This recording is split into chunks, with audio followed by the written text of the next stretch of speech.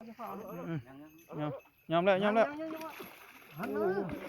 โอ้ย กระตองตัดมันหน่อยเฉยๆโอ้ย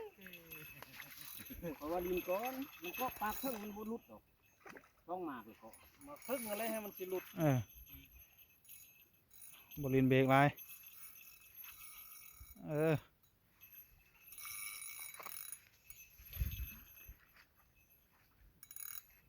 โอ้ลงเฟซเลยบ่นี่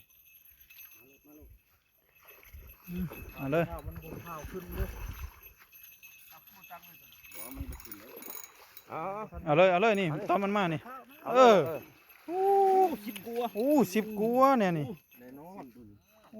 10 กัว10 กัวนี่